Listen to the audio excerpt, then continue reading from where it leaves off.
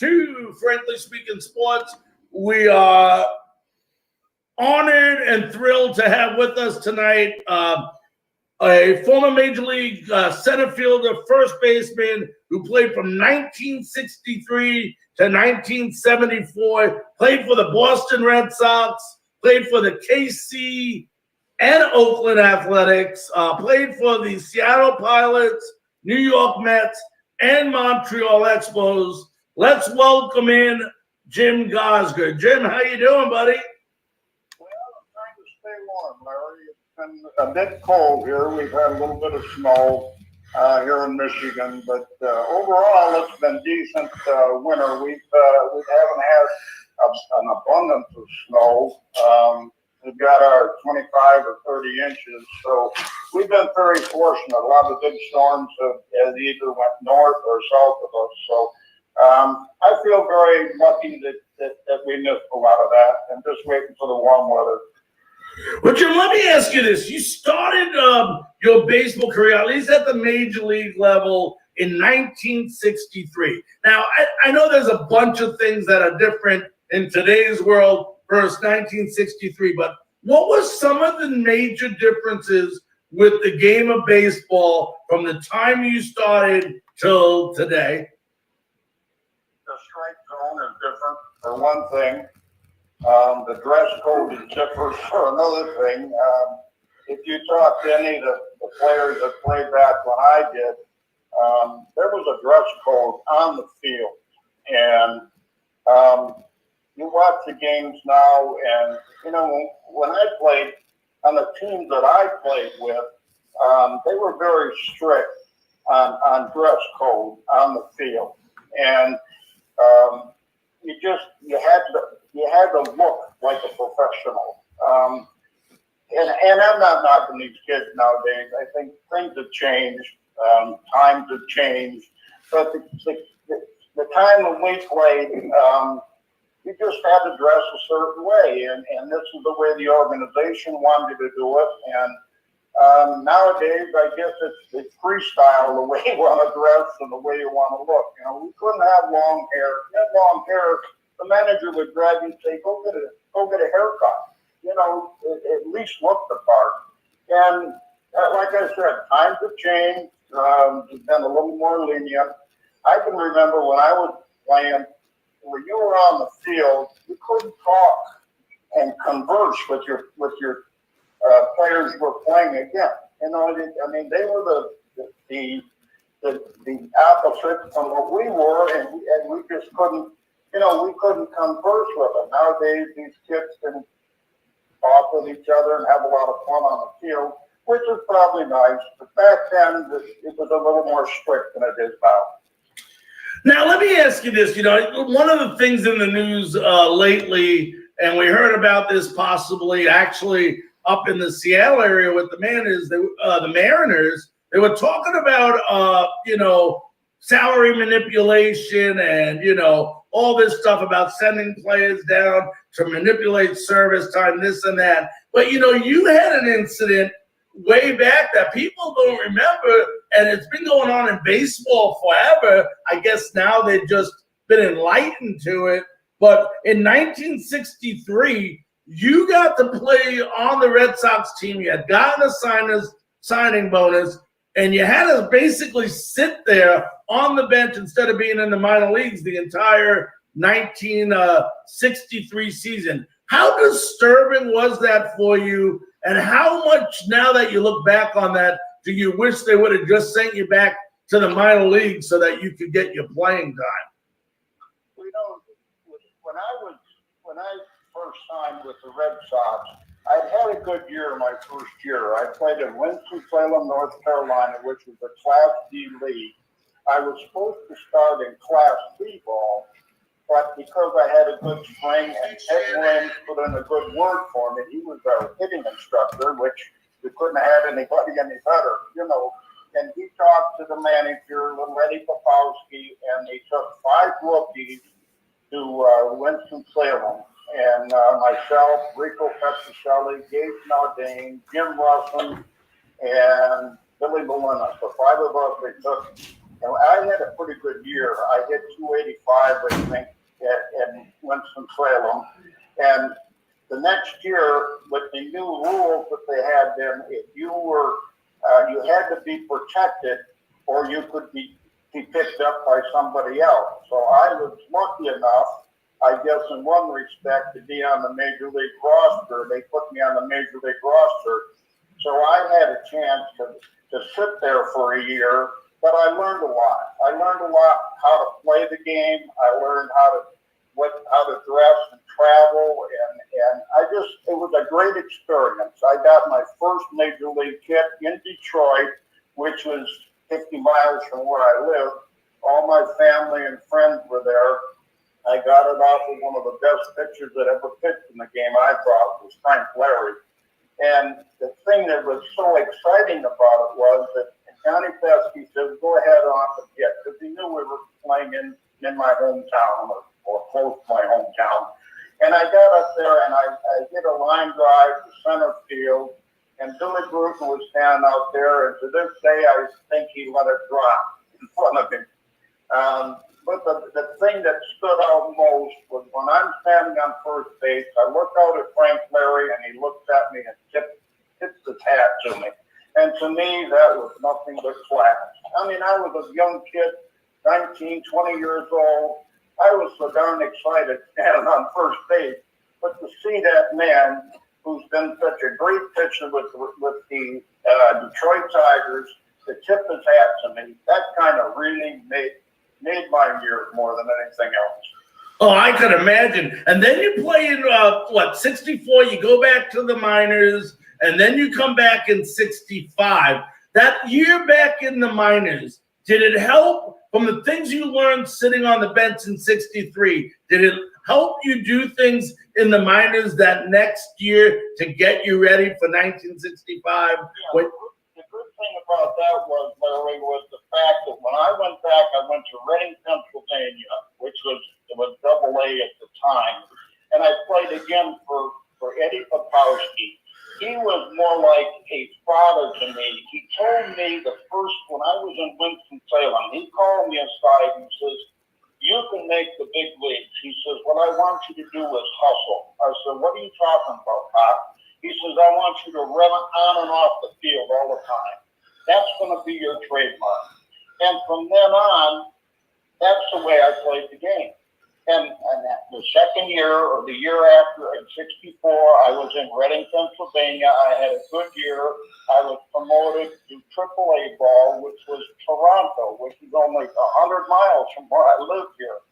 And I had as a teammate in 63, I had Dick Williams. In 65, he's my manager in AAA ball in Toronto. And I remember we were playing in Buffalo, and Harry Wendelstadt was in the minor leagues at that time. He was umpiring second base. Well, I was having a pretty good year. It was just before All-Star break. I think I was at 295. And I said, and Dick Williams said, he come up to me and he said, you're not gonna play today. I said, yeah. I said, I'm only a couple of hits away from 300. Can I play just the one game? He said, okay. So I got up to bat. I get a double. I get down to second base, and Harry Wendelstadt was standing there. He says, congratulations, Jim. I said, Harry, what are you talking about? He says, you're going to be promoted to the big leagues tomorrow. I said, how do you know that? He says, I got the in. I know. Well, the thing about it was, Dick tells me after the game, he said, they've had injuries in Boston. He said, Geiger broke his ankle, and Lenny Green broke his wrist. He said, you're going to be the center fielder. And I was ecstatic. I come all the way, I run up to New York, or up to Boston. I played 81 games. I let off for them. I had a good year. I hit 265, I think, drove in about 50 or 60 runs. Well, at the end of the year, they had this big doings up in Boston, and I got the Harry Aganis Award for being a young player coming up. And I remember the owner comes up to me, nice man. He says, well, you're going to be protected next year. Well, that's kind of knife in the back, so to speak. When somebody says that to you, you kind of sit back and say, yeah, maybe not. But the following year at All-Star break or in June, I was traded to Kansas City, which was okay, I guess. I said they got some good players for us. They got Tartabull, they got John Wyatt, and somebody else for two of us. And I joined Kansas City. So, I mean, it was good and it was bad, but I got a chance to play. That was a good thing.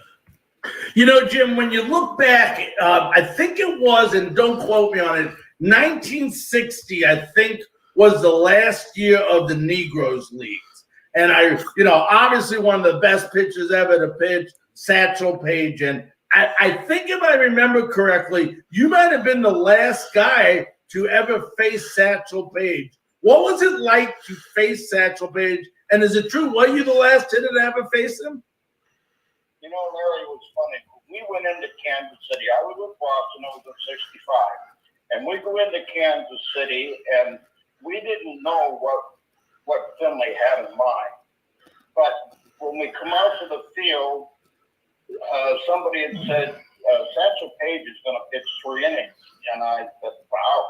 And I looked down the bullpen, and there's a man sitting in a rocking chair with a nurse, and he's all covered up. He looks like Whisper's mother. And he's rocking there before the game started. Well, come to find out, it was Satchel Paige. So we start the game. I let off. He pitched 3 innings. We got 1 hit. Carl Yastrzemski was the only man that got a base hit off him. I had grounded out twice. But the ironic thing was, at the end of that 3rd inning, when I made the last out, I come running off the field, and he's walking off the field, Satchel Paige, and he says, young man, good luck to you. And boy, something like that, when something like that thing has said something to you, it really sticks with you. And it made my heart melt. I said, here's a man who's 58 years old. He threw the ball fairly well. But the thing that was so good was the fact that he never threw above the knees. Everything was knee high or below. And at 58 miles an hour, or 60 miles an hour, he's still throwing pretty good for that age. And it was just, it was a thrill. And I never knew, or I never found out that I was the last hitter to face him until I read it in a little book that they had put out about Satchel Paige. And that was one of my big thrills playing ball. I've had some great moments. I've had bad moments, but I've had some great moments. And those things like this really stick out in your mind. And they're great to reminisce on. And I just enjoy going back and thinking about all the stuff that happened in the 13 years that I played. I don't feel bad about anything. I was very lucky. I was at the right places at the right times. Being with the Mets when they won the World Series, that was a big thrill. I think back to all the times and Gil Hodges that was there. What a great manager he was. And I've had some good managers. I've had some bad managers, but nobody really stood out to be, anything bad. We had some funny stuff going on when we were in Seattle. That was probably the funniest club I was ever on. But I was only there for a period of 2 months. But the first 2 months were different. Well, Jim, talk about that before. We'll get into the Mets in a couple minutes. But you just talked about Seattle and you brought it up. If I remember correctly, when you started with them, they were an expansion team. How was it playing for a team that's never played before, a brand new team? And, because obviously everybody was in the same boat. They were new to that team. So how was that experience? Well, the thing that stood out there is when we first got to the ballpark, I walk out on the field and you look and there's a big crane still putting stands in the old ballpark. There's 6 stadium. And, It was an open air park. It was like Montreal, but Montreal was a lot nicer than Six Stadium was. But they were there for that 1 year.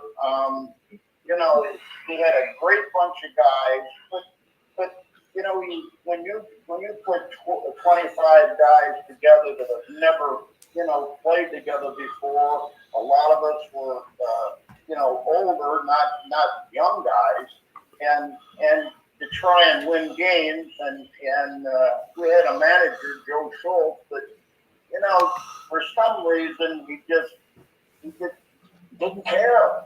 He didn't care if you win or lost, as long as it was Budweiser in the dugout at the end of the game. Jim, you talked about some big moments, and it's really ironic because everybody talks about, when they talk about Jim Gosgood, they talk about he was a hustler, everything, would dive, run, do whatever it takes to win type ball player, unbelievable defensively. But when you look at some of your brighter moments, you mentioned Satchel Paige, his last, you were the last one to face him. But when you did make the most of your hits, it seemed like it came versus some of the best pitchers to ever pitch. I mean, look at just three guys off the top of my head that you homered versus: Whitey Ford, Denny McClain, and Phil Niekro. And I want to say all three of them are in the Hall of Fame. So, I mean, that has to say something for your offensive production. Let me tell you a story about Whitey Page. But first of all, Denny McClain and I are on Facebook together, and he, every time we talk, he always says, "I could never get you out." I said, "Well, you keep throwing the damn fastball." I was a dead fastball hitter. But the thing about with Whitey Ford, when we were playing in Boston, and I asked Eddie Pursue, I said, "Eddie, what do I look for?" He said, "Just look for the ball." I said, "Well," he said, "just look for the ball." He said, "He's got a strange motion," but he said, "just look for the ball." And I said, "Okay." Well, I go up there and I get him, 2-2, and he turned me a high slider, and I hit it into the net in left field. And that's a big thrill. I'm coming around third base, and I said, "My God, home run off Whitey Ford." Stuff like that. I think back and I can remember, to the day and to the pitch that I got. And McClain, he just kept throwing fastballs. And I said, "I'll wear you out if you keep throwing the fastball." I said, "You throw a lot of speed pitch, I might have a problem." But I was a dead fastball hitter. And I look back on it, and Denny and I talk about all the time. I just could never get you out. Yeah, now, talk about 1969. I know you're playing with Tidewater. They win the International League Championship. Then you get called up, and you're able to be part, you're playing for the New York Mets now in the unbelievable city of New York. And not only were you able to be a part of the 1969 World Series for the Mets, you also got to be part of the 1973 team as well. Talk about, the team success anyway, how it felt to be able to be in one of the best cities of all time and to be on center stage and, be part of those teams. Well, in '69, when I come up with the Mets, I come up just about the first, I think it was the last week in August, or right around the first week of September. They called me up, and Gil Hodges called me aside. What a great man he was. The man should be in the Hall of Fame. He really should. He was that well respected by his ball players. And the thing about Gil, he was very quiet, but when he spoke, everybody was all ears. And that was a tribute to him. And he told me when I joined the club, he said, "Jimmy, I'm going to use you strictly as defense." He says, "I'll get you in the game a couple times and get some at bats, strictly defense." I said, "Skip, whatever's best for the team, I'm all for it." And that's the way he was. And he would put me in the seventh inning in center field. And I could still remember that I went to we had a reunion, about 3 or 4 years ago up in New York, and Cleon Jones come up to me and he says, "Hey, Goose, can you still run?" I said, "No." He says, "I used to love it because I knew in the 7th inning you were going to play the outfield." And he says, "We knew we had the best out there." And that kind of made me feel good. But when I went up in 73, I was up there for like 5 months. I got called up early, and I got a chance to play quite a bit. I got my ring in 73. The only thing I'm disappointed about was, Larry, that I didn't get one in 69. And why is that, Jim? Well, then they had that tribute, a couple years ago up there. They had all the players back up there. And a friend of mine on Facebook, young kid from New York, he gets a hold of me and he said, "Jim, are you coming up to the reunion?" I said, "No, I never got an invitation." And I come to find out the day that they had the big deal on the ball field, they put up on the scoreboard that I was dead. They had me want a tribute to some of the players that had passed on. A couple people on the Facebook, on my Facebook, went down on the field, told the guy, he says, "The guy's still alive, for God's sake, he's on my Facebook." And that was kind of funny. But I got a lot of publicity out of it. I had the TV station from Detroit come here and ask me about all that stuff. And I just felt disappointed that I didn't get the ring. I got the ring in 73, and it's never come off my finger. But I never did get the one in 69. But these people, these friends of mine in New York, they had that day after that, they were giving away rings that were a duplicate of what the major league ring was. It was a beautiful big ring with one big diamond in the middle.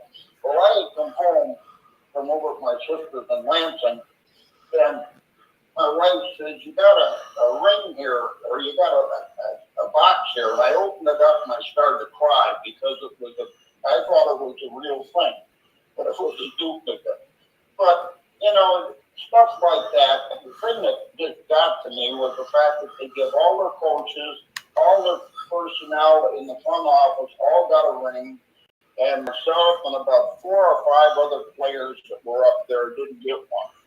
And that kind of just stuck in my craw, as far as that goes. But it's over and done with. I've had people come on my Facebook, so we're going to contact New York with this new organization and see if maybe we can get your ring. And I said, well, I kind of think it's a lost cause, but it's something that I always wanted. Because, it's so hard as a professional to win something like that, whether it be football, basketball, baseball. When you get something when you're done playing or after the year's over with, that you've accomplished something, that's a big thrill. And any athlete would tell you the same thing. To get a ring, to get something that you've worked so hard for, and that's a great feeling. Yeah, now, Jim, did they ever call you and apologize? Did they what, Bert? Did they ever call you and apologize about the mistake of saying that you? That was funny. But the same night after that had happened, after somebody went down and told them, this guy calls me. I don't know whether he was drunk or what. And he says, "Well, I want to apologize." I said, "F you," and I hung up. I was that mad, And you had a right to be. I'm still feel pretty good. I don't think I'm dead yet, but at that time, it just really stuck me pretty good. And I said, from then on, I used to follow the Mets. I had some great teammates. Tom Seaver was the best pitcher I ever played with. And I like the guys. I love the guys. I love the manager. But the organization, it kind of went to pot. I hope this new guy that has it now really does well.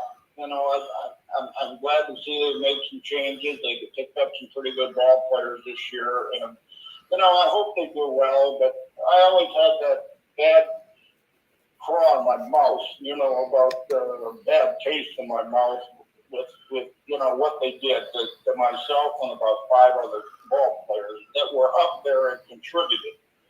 And I mean, why give everybody in the organization one when they do nothing but work in the front office, and then they don't take care of the players? So but it's over the dam. I got over it. Like I say, it's something that it's a great thrill to be part of that. I mean, it was just ecstatic the day that we clinched, and you see all the people that on the field, and the players and everybody. I mean, that's a thrill. How crazy did the city get? How crazy was New York City after that? Oh my gosh! Well, I mean, unbelievable. I mean, people coming up to you that you don't even know. I lived in a hotel right across from the airport, LaGuardia, and that place was packed that night. People coming up, patting you on the back, and everything. Hey, I didn't do nothing. I was just here.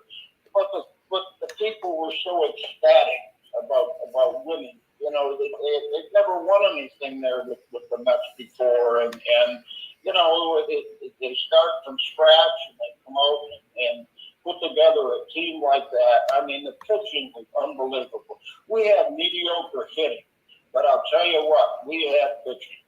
I mean, we had 3 or 4 big names that really carried us. And then when we're in a tough spot, give the ball to Seaver. He's going to do it. And I mean, he's one of the best competitors I've ever seen. And I mean, it was a thrill being his teammate. I hate to see him pass away. I mean, it hurt me because we were such good friends. And I just, I think back to the good times with him. I had seen him about 15 years later. He was at a show down here near Detroit. And we had stopped in. I'd come back when my grandson had been baptized. And I come back through there and I said to my wife, let's stop into this place. I just want to see what's going on. And I didn't know he was there. And he's up on the stage. And I asked the girl, I said, can I talk to Tom for a minute? She said, well, he's pretty busy. I said, well, just tell him I'd like to talk to him. Well, he looked at me and he kept looking. After we were done, I come up to him. I said, Tom, you remember me? He said, Jimmy? I said, yeah, Tom. I said, how are you? He said, just great. And we talked for half an hour. I mean, that's a big thrill for me, Right. We hadn't seen each other for years. And then just not 2 weeks ago, a friend of mine that I played with Seattle, Gary Bell. I haven't seen him or talked to him in 52 years. He calls me up on a Facebook, and we talk on Facebook. We had Face Talk on there, and I said, oh my God, Gary, how long? It's been 52 years. And we reminisced, with baseball and the players that we played with, and the good times we had up in Seattle. And, stuff like that really makes you feel good in this tough time that we're going through now. Jim, before I let you run, if you had, and I know it's tough, you played 10 years, I mean, but if one memory sticks out more than any other memory in your career, what would that be? Probably my first major league hit, Larry. I mean, I've had some good times, and just to get that hit in Detroit, my dad was in tears. My dad was in tears when I signed the contract. He always wanted me to play professional baseball. Hell, since I was in Little League. He said he took me down to a Tiger game, and we're watching Boston play again, and he loved Boston. Playing Boston against Detroit. Ted Williams was left field, and I'm 8 years old. He looked at me and he said, someday you're going to be out there. I said, Dad, I'm 8 years old. He said, you're going to make it. And when I signed that contract, my dad was ecstatic. I mean, I actually only saw him in tears twice. Once when I signed, and once when his brother died. The only times I ever saw my dad in tears. But that was a big thrill for him to know that his son, his only son, had a chance and did play in the big leagues. Now, if I'm correct, you played at Fenway, correct? Yes. And how surprising to see that stadium still exists. Well, I mean, like I say, I had a great career. I had a lot of fun. I got some great memories, some great stories. And some guy contacted me and said, would you like to write a book? I said, yeah, I'd love to if I could find an author. I said, I'd love to write a book. I said, because I got some great stories. And from going from playing high school ball here in a small town and getting picked to play and getting a chance to play in the big leagues, I would never trade that for the world. I mean, I had the 13 greatest years of my life. I had good experiences. I had good people. It's a life that, if anybody can work for 13 years and enjoy what they're doing and getting paid for, there's nothing better. Well, listen, Jim, I want to thank you so very, very much for taking time out of your schedule to join us on Frankly Speaking Sports tonight. Larry, thank you very much. And one person I wanted to say, she wanted me to say hi to her. It was Virgil Trucks, who used to pitch with Detroit. It was his daughter, Wendy Trucks. So the Wendy Trucks, I love you, dear. All right. She's a great young lady, and she's on my Facebook, and she just loves sports, and she's into it, and she talks about her dad all the time, and he was a great one when he was with Detroit. Well, listen, if like I said, you're always welcomed. Whenever you like to talk, you just let me know. You're always welcome back on the show, my friend. Be safe, okay? Thank you very much, Larry. Hey, if you get a chance, would you put that on my timeline? I'll take care of it. Yep. I'd appreciate it very much. That's a good memory for me. You got it. I'll take care of it right after the show. All right, my friend. Thank you so much, and call anytime. All right. Thank you. Be safe. All right, my friend. Thank you. You're welcome. That was Jim Gosger. What a great stories. This is a guy that's played with Denny McLain. Was coached by Ted Williams. With Negro he played with the great Tom Seaver. Carl Yastrzemski. I mean, Boston fans, this guy was in Fenway Park there in the early years. And then in Shea Stadium in New York. And then, of course, let's not forget,